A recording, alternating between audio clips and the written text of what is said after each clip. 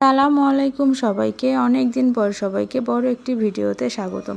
আজ আমি রান্না করব খুবই সিম্পল একটি রান্না, কিন্তু খেতে কিন্তু অনেক সুস্বাদু। আজ আমি রান্না করব মুরগির গিলা কলিজা দিয়ে লটপটি রান্না করব। তার জন্য এখানে মাংসের যত মশলা লাগে সব মশলাগুলো সুন্দরভাবে কষিয়ে নেব। কষানো হয়ে গেলে আমি এটাকে প্রায় 5 মিনিট ধরে কষিয়েছি। কষানো হয়ে গেলে আমি এখন ধুয়ে রাখা পরিষ্কার করা গিলা কলিজা পা এগুলো সব দিয়ে দেব। দিয়ে এটাকেও কিন্তু সুন্দরভাবে কষাইতে হবে।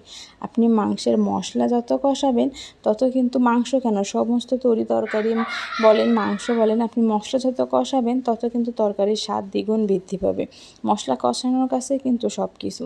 আমি এখন দেখেন এটাকে সুন্দরভাবে কষিয়ে নিয়েছি। কষানোর সময় কিন্তু আমি এক ফোঁটা পানি দিই নাই। গিলা কলিজা থেকে যে পানি বাইর হবে তাতেই কিন্তু কষানো হয়ে যাবে। কষানো হয়ে গেলে আমি এটাকে ছোলার ডাল কিংবা অনেকে বলে বুটের ডাল, আমি বলি বুটের ডাল, এটাকে প্রায় 4-5 ঘন্টার মতো আমি ভিজিয়ে রাখছিলাম।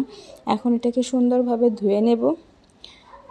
এটাকে সুন্দরভাবে ধুয়ে আমি এখন কলিজার সাথে দিয়ে সুন্দরভাবে কষিয়ে নেব। আমি এখানে কিন্তু কোনো প্রকার পানি ইউজ করব না। আমি এটাকে দিয়ে আরও প্রায় 5 মিনিটের মতো কষিয়ে নেব। এখন দেখেন তলায় এভাবে লেগে গেছে। এখন এই পর্যায়ে আরেকটু ভালোভাবে নাড়াচাড়া করে নেব। যখন ডাল এবং মাংস ভালোভাবে মিক্সড হয়ে যাবে এই পর্যায়ে আমি পানি দিয়ে দেব। সামান্য একটু পানি দিয়ে আরও সুন্দর করে কষিয়ে আমি এখন ঝোল দিয়ে দেব।